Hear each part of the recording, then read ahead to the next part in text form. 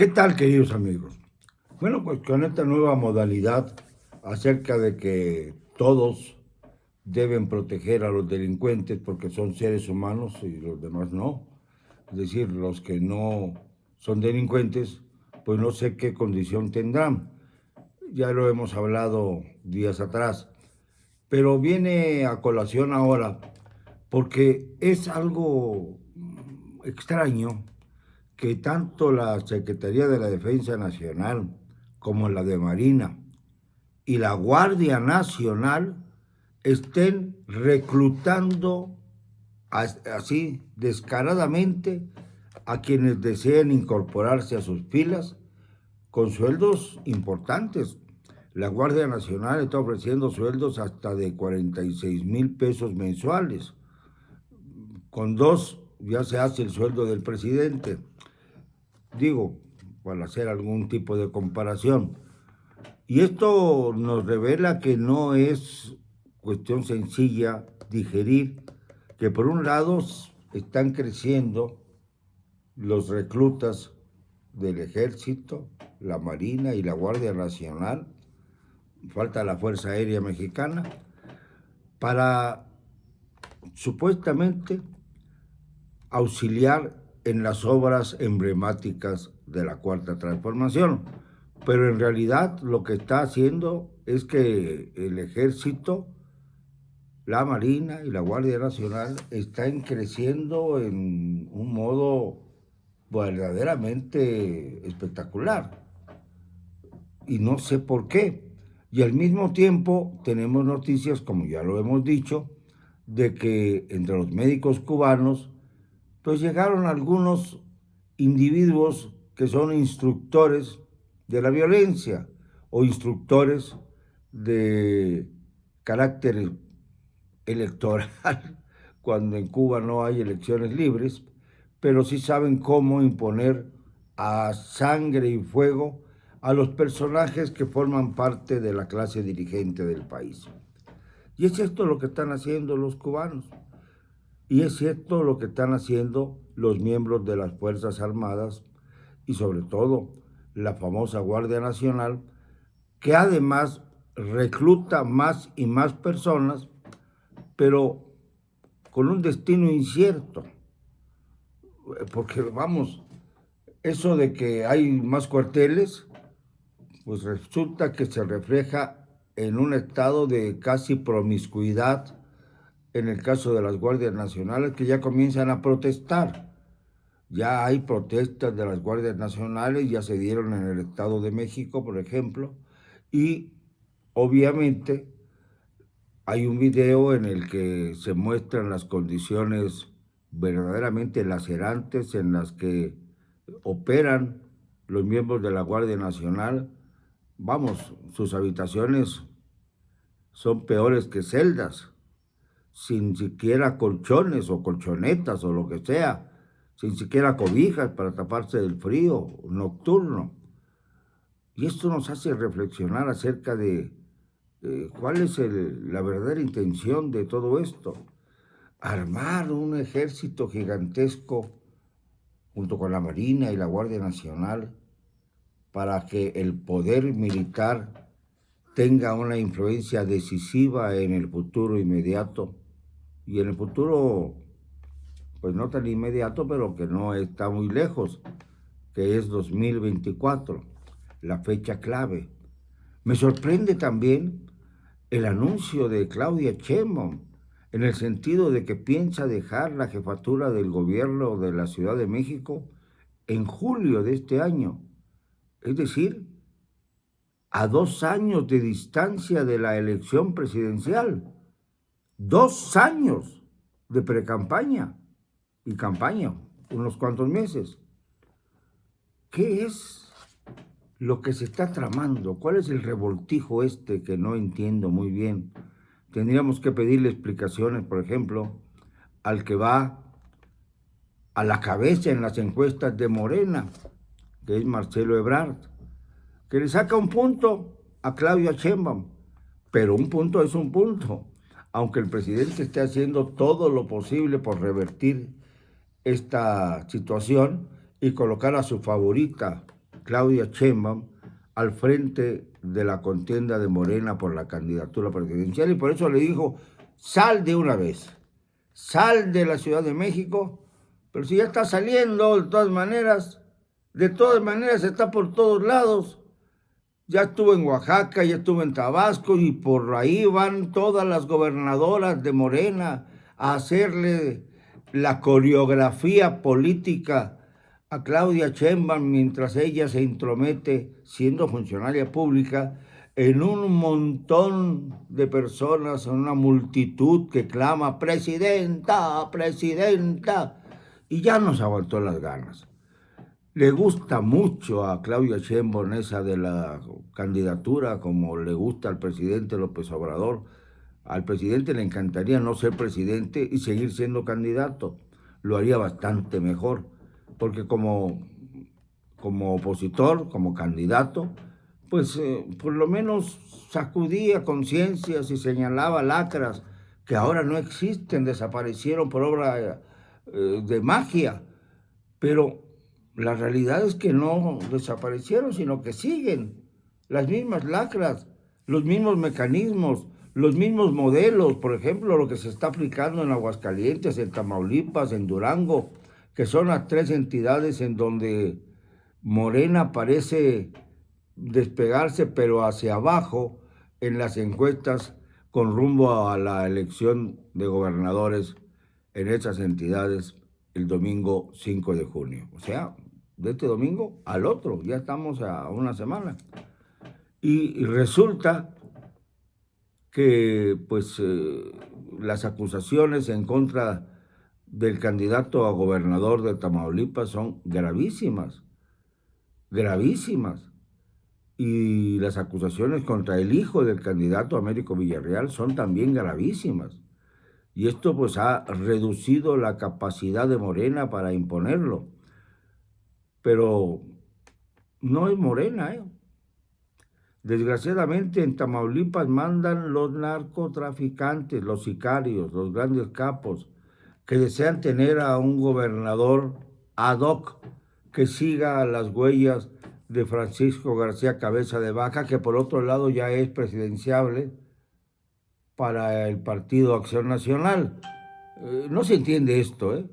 Es difícil de comprender cómo los partidos políticos están rodeando a quienes han sido acusados por sus nexos con el narcotráfico, lo mismo en la izquierda que en la derecha. Del PRI prefiero evadir el tema porque Alito Moreno Cárdenas es verdaderamente un pelafustán de la política, alguien execrable que está promoviendo la candidatura de uno de los presidentes, de uno de los hijos del presidente más ramplón, más represor y más terriblemente ladrón de la historia. Déjense de cuentos. Miguel de la Madrid impidió, cuando fue presidente de la República, que pudiera formarse un club de deudores como aconsejaba Raúl Alfonsín de Argentina, y permitió que nuestra deuda se fuera a la estratosfera, imposible de pagar ni con varias generaciones. Esto fue lo que hizo Miguel de la Madrid. Y esto es lo que apoya a su hijito Enrique, que quiere ser candidato a la presidencia de la República. Los de la Madrid han sido y serán siempre una familia fustigada por el deshonor de haber actuado en contra de México. Y no es posible que Alito Moreno tenga como única carta a Enriquito, sabiendo, obviamente, que será muy difícil que si se van en alianza, los aliancistas piensen en Enrique de la Madrid, priista, como quien encabezara la misma. Más bien, todos esperan que sea el PAN el que encabece la alianza opositora si no se rompe por capricho de Alito Moreno para colocar a Enrique de la Madrid como candidato a la presidencia. Y yo me pregunto, ¿qué van a hacer esos priistas que todavía cacarean diciendo que su partido puede resucitar de las cenizas como el ave fénix? de esos priistas que hacen alarde de su corrupción, diciendo que era necesaria la corrupción para poder estabilizar la economía del país. Hay quienes han dicho esto, aunque parezca increíble. Yo lo he escuchado. Hay priistas que están resentidos por haber sido marginados de esta rueda de la fortuna en la que se convirtió el PRI y que está a punto el PRI de perder 2 de las 4 gobernaturas que le quedan. De hecho, Oaxaca e Hidalgo están perdidas para la causa de la oposición. En Hidalgo, porque se pulverizó el voto. Es lo mismo que en Oaxaca. Exactamente el mismo proyecto. En las dos entidades hay candidatos y no hay alianza. Hay candidatos de todos los partidos. Y esto, pues, por supuesto, reduce la capacidad de los mismos para enfrentar a una Morena que cada vez atrapa los vicios del priismo más sucio, más deleznable, más podrido. Bueno, y a todas estas, ¿cuándo comienza la lucha contra la corrupción, presidente? ¿Se va a quedar usted con sus trofeos, Rosario Robles y Emilio Lozoya Austin? Porque resulta que la mayor parte de los que han sido atrapados, aprehendidos, siguen en los Estados Unidos. Y en los Estados Unidos ya tienen bastante recelo con el destino que siguió el general Salvador Cienfuegos, quien fue atrapado en Los Ángeles, y cuando iba a iniciarse el proceso contra él, intervino el presidente AMLO y dijo, no, es un ser humano, es un general del ejército, no podemos combatirlo. Y llegó a México y a su casa, sin seguir ninguno de los procedimientos normales para quien es extraditado al país. Es más, ni siquiera se habló de extradición. Se habló simplemente de que se entregaba al general a las autoridades mexicanas para que le siguieran un juicio. Y se desapareció.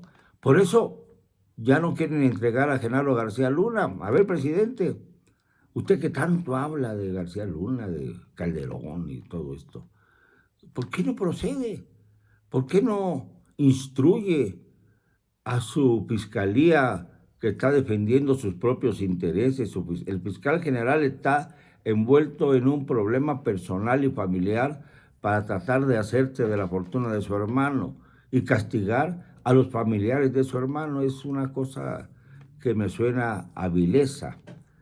Y eso es lo que está haciendo en lugar de preocuparse por extraditar a los personajes de la política nacional que siguen en Estados Unidos sin que puedan lograr un juicio más o menos justo y razonable. Tienen derecho, aunque sean delincuentes, aunque sean seres humanos. Esto es interesante. Son seres humanos los delincuentes del presente, no los del pasado. Los del pasado son repulsivos, son la prueba máxima de hasta dónde llegó en corrupción el pasado régimen, cuando el régimen en sí no ha cambiado. El sistema político mexicano sigue inamovible. Y esto es algo que sabe perfectamente bien el señor López IV. Lo sabe perfectamente bien. Y sin embargo, sigue insistiendo en sus mentiras feroces, tratando de ocultar el sol con un dedo, el dedo de las corcholatas. Sería vergonzoso, me decía un amigo mío hace poco, que verdaderamente un precandidato que fuera colocado como corcholata, por dignidad debería renunciar a su cargo y decir, yo no soy corcholata de nadie, ni usted es el destapador. Pues, ¿qué cree el presidente? ¿Que sus corcholatas le van a dar el premio de que siga gobernando a través de ellos como titiriteros? Es muy despectivo eso, ¿no? Es peor que lo que se decía antes, el tapado. Bueno, pues el tapado, por lo menos no se sabía quién era, hasta que lo destapaba el presidente en funciones. Pero eso de las corcholatas es bastante más ofensivo. Y así tenemos que México en todos los aspectos sigue retrocediendo. ¡Ah! Se me olvidaba. Qué bien le fue a usted, presidente, con su campaña contra el huachicol, la primera que inició en su régimen. Ahora hay huachicol hasta en los oídos de los funcionarios que dicen perseguirlo. Está lleno el país de huachicol, de miseria, de demagogia, de frustración y desesperanza. Gracias, presidente Andrés Manuel López Obrador. Perdóneme, no me van a callar. Y lo digo y siempre, con cero cobardía.